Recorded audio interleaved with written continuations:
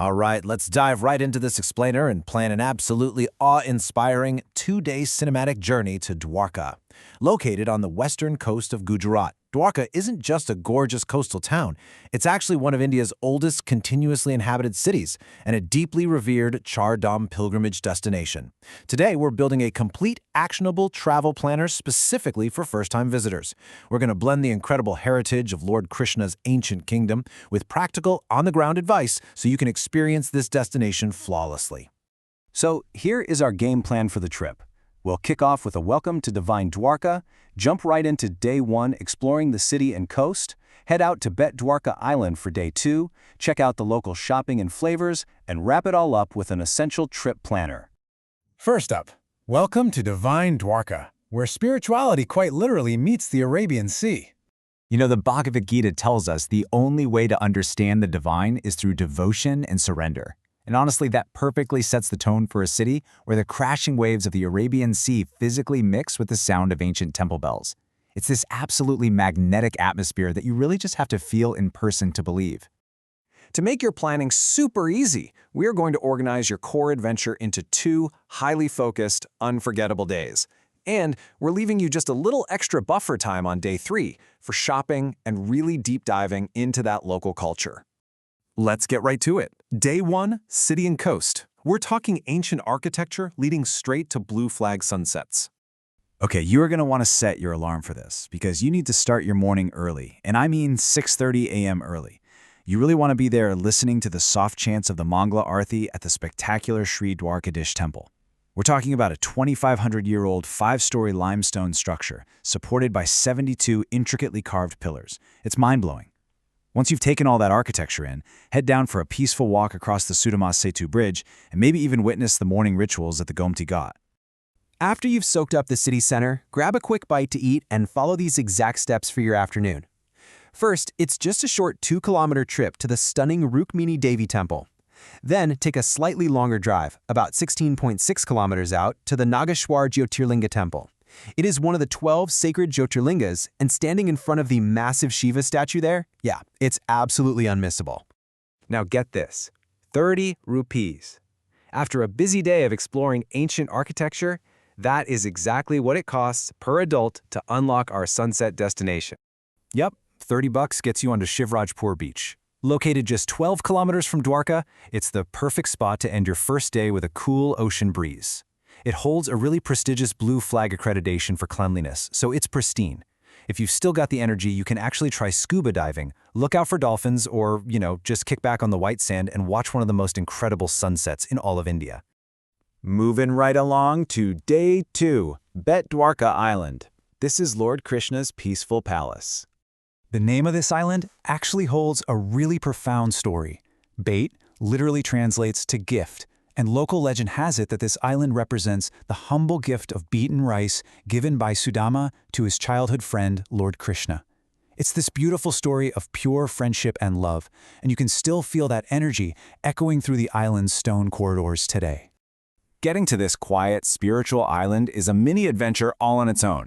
You can't just drive right up to it. First, you'll take a really scenic 32-kilometer drive from Dwarka up to the Oka port. From there, you just hop on a public ferry at Oka Jetty for a breezy 15 to 20-minute ride across the sea. And speaking of budget hacks, the absolute best part for budget travelers is that this cinematic public ferry ride will only cost you between 10 and 30 rupees per person. It's incredibly accessible, though, hey, private boats are definitely available if you're looking for a quieter commute. The second you step off the boat, you'll instantly notice the contrast to the mainland. Bet Dwarka is so much quieter. But listen up, because here is a critical pro tip. The main temple strictly closes from 12:30 p.m. to 5 p.m. So you've got to plan your morning darshan early, then use that afternoon break to grab a local lunch and explore the island's shores, or the nearby Hanuman Dandi Temple. Okay, let's shift gears to shopping and local flavors. We're talking souvenirs and sweets. If you want to shop where the locals actually shop, jot these 3 markets down right now: Bathan Chowk, Sri Ram Bazaar, and Ananya Mata Chowk. These spots are an absolute paradise if you love to shop. They're bursting with color and energy, especially if you happen to time your visit around the vibrant festival of Janmashtami. So what should you actually buy there? Well, You can easily find incredibly affordable, authentic souvenirs. The absolute must-haves include these beautifully crafted patola silk saris, intricately embroidered footwear, and traditional brassware. Honestly, it's just the perfect way to support the local artisans while grabbing some incredible keepsakes for yourself. All that haggling is going to make you hungry, right? After walking the markets, you absolutely have to treat yourself to the rich, authentic flavors of local street food. You've got to sit down for a classic, unlimited Gujarati thali. Try the khichdi, the sweet mohan tal, and whatever you do, do not forget to grab some piping hot fafta, jalebi, and come on for snacking. Finally, let's look at the essential trip planner, budgets, and rules. First things first, when should you actually go? Timing is literally everything here.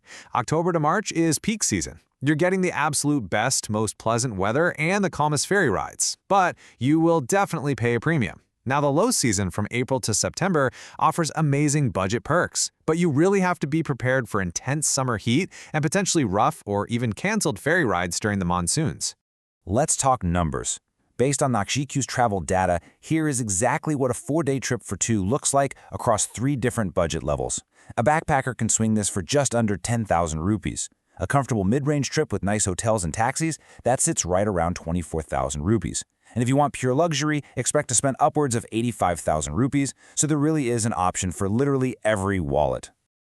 Okay, before you zip up that suitcase, please carefully note these strict rules. To make sure you have a smooth, respectful visit to the ancient shrines, you absolutely must adhere to the dress code. No shorts or sleeveless tops are allowed for anyone, period.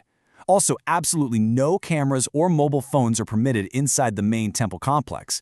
You'll just have to leave them in the super cheap, secure cloakrooms outside. This isn't just a gentle suggestion, by the way. It's an official mandate from the Devasthan Committee. Wear clothes that maintain the dignity of the Jagat Mandir. It is strictly enforced at the gates. Respecting the local culture and religious traditions is an absolute must if you want to be granted entry. So definitely plan those outfits accordingly. So, we've covered the temples, the island ferries, the blue flag beaches, the budgets, and the absolute best times to go.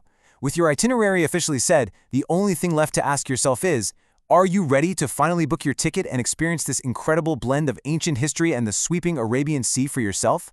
What part of Dwarka are you most excited to see first?